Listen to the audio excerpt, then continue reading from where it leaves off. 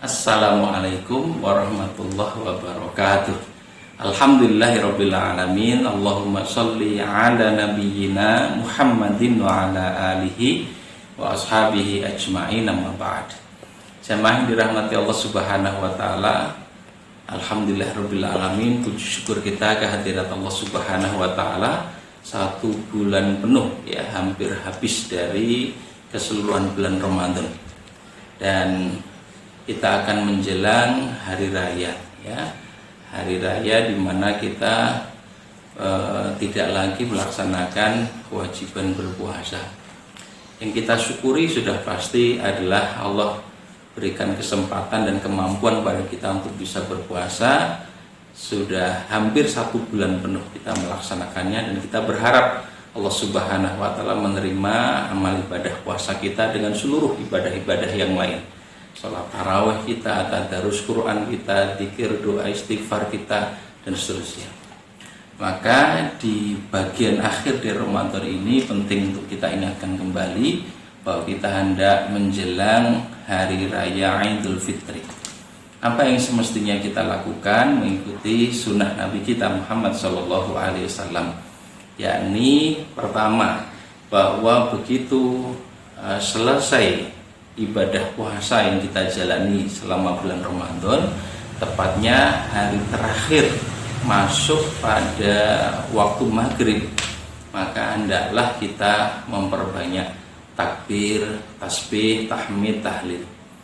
Hal ini untuk melaksanakan perintah Allah Subhanahu wa taala dan sunnah Nabi SAW dan para sahabatnya. Allah berfirman di ayat 185 surat Al-Baqarah pada bagian penutup ayat ini berkenaan dengan perintah untuk menyempurnakan bilangan puasa di bulan Ramadan. Walitukmilul iddah, hendaklah engkau sempurnakan hitungan bilangan atau hitungan dari puasa itu. Walitukabbirullaha ala ma hadakum, dan hendaklah kalian mengagungkan Allah atas petunjuk yang Dia berikan kepada kalian. Ya, perintah untuk mengagungkan Allah secara praktis dalam bentuk lisan kita ucapkan kalimat takbir Allahu Akbar.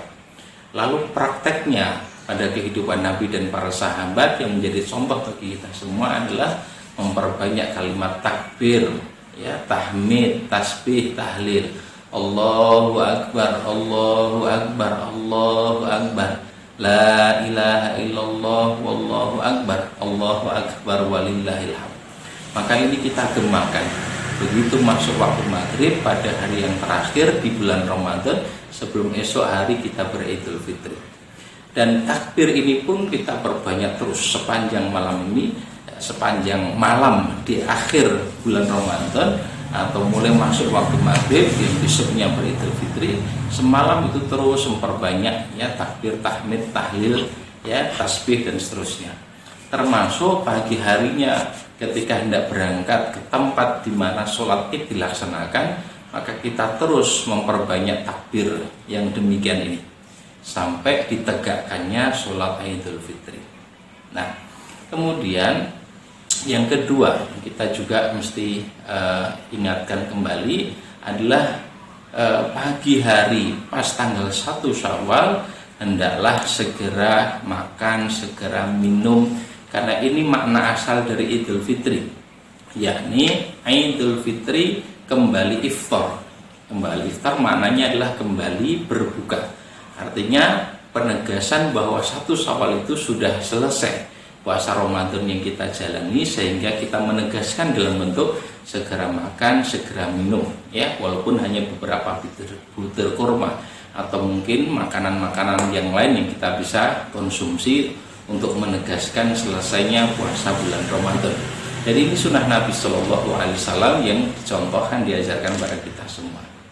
Nah, kemudian yang ketiga, jangan lupa untuk mandi sunnah, ya, sebagaimana mandi janabah yang kita lakukan sebelum berangkat atau sebelum melaksanakan sholat Id. Boleh juga mandi ini dilakukan malam harinya atau setelah sholat subuh atau bahkan sebelum subuh, tetap sah kita laksanakan dengan niat melaksanakan mandi sunnah, ya, untuk mengikuti sunnah Nabi di hari raya Fitri sebelum dilaksanakan sholat Id.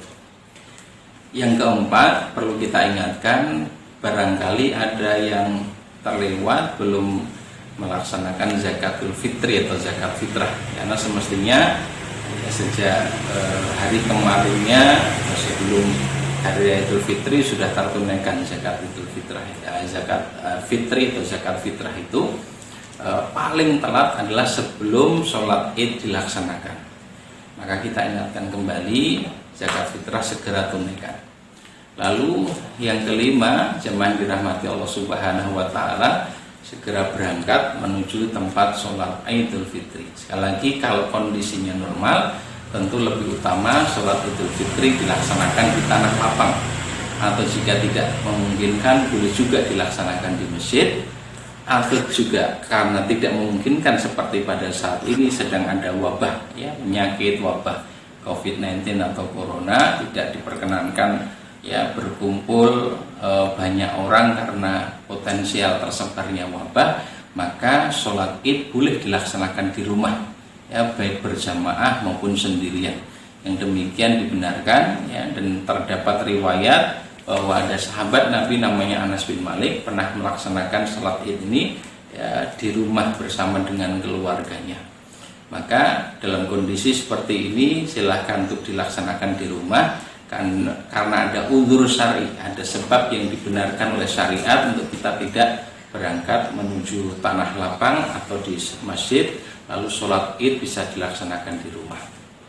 Kemudian setelah itu pulang dari sholat Idul Fitri, ya, maka menjadi tradisi yang baik di masyarakat kita untuk bersilaturahim, ya, jika memungkinkan. Lagi-lagi dalam kondisi tengah terjadi wabah seperti ini, jika tidak memungkinkan atau besar kemungkinan adanya mandorot, maka silaturahim, saling berkunjung itu bisa digantikan dengan menggunakan sarana-sarana atau media-media yang lain, ya, melalui WhatsApp, melalui internet dan sebagainya, melalui telepon dan seterusnya. Kita bisa memanfaatkan untuk berkomunikasi dan menjalin silaturahim, ya, dengan keluarga, dengan kerabat, dengan tetangga, dengan sahabat dan sebagainya. Demikian, mudah-mudahan bermanfaat. Selamat Hari Raya Idul Fitri. Mudah-mudahan seluruh ibadah dan amal kebaikan kita diterima oleh Allah Subhanahu wa taala. Taqabbalallahu minna wa minkum. Assalamualaikum warahmatullahi wabarakatuh.